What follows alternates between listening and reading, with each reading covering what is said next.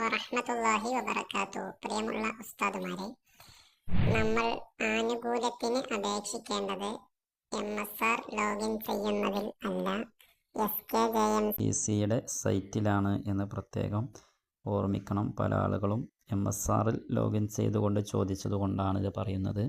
സാധാരണ നമ്മൾ MSR login ചെയ്യുന്നതിലല്ല, ഇത് SKJMCയുടെ സൈറ്റിൽ പോയിട്ടാണ് ലോഗിൻ ചെയ്യേണ്ടത്.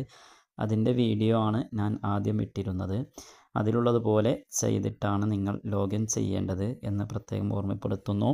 നിങ്ങൾക്കിതുപോലെയുള്ള വീഡിയോകൾ ദിവസവും കാണാനും അറിയാനും മനസ്സിലാക്കാനും ഇതിൻ്റെ താഴെ കാണുന്ന സബ്സ്ക്രൈബ് എന്ന ബട്ടണിൽ പ്രസ് ചെയ്ത് വെക്കുക.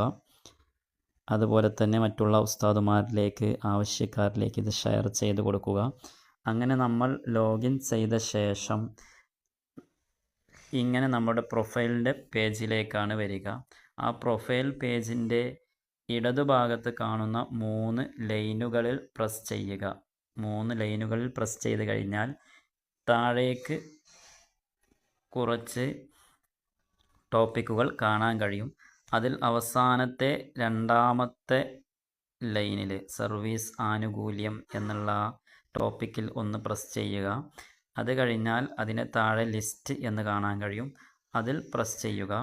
അതിൽ പ്രസ് ചെയ്ത് കഴിഞ്ഞാൽ അല്പസമയം കഴിയുമ്പോൾ നമുക്ക് ഇങ്ങനെ ഒരു പേജിലേക്ക് വരാൻ കഴിയും. അതിൽ നമ്മുടെ ഒരുപാട് കാര്യങ്ങൾ നമ്മൾ ഇതിൽ ആദ്യം കൊടുക്കേണ്ടതുണ്ട്. അതിന് വേണ്ടി നമ്മൾ സർവീസ് ആനുകൂല്യത്തിന് അപേക്ഷിക്കുന്നതിന് മുമ്പ് തയ്യാറാക്കേണ്ട ഒരുപാട് കാര്യങ്ങളുണ്ട്.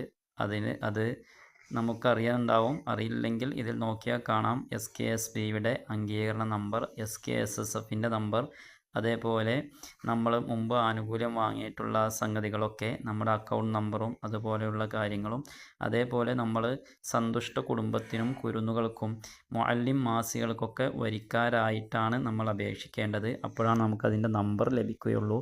ആ നമ്പറുകളൊക്കെ ഇവിടെ കൊടുക്കാനുണ്ട്.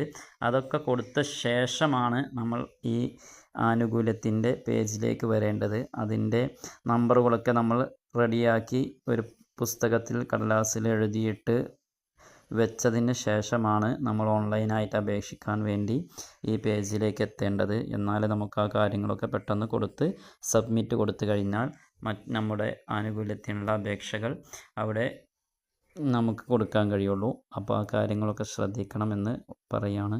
ഇൻഷാ അല്ലാഹ്. അസ്സലാമു അലൈക്കും.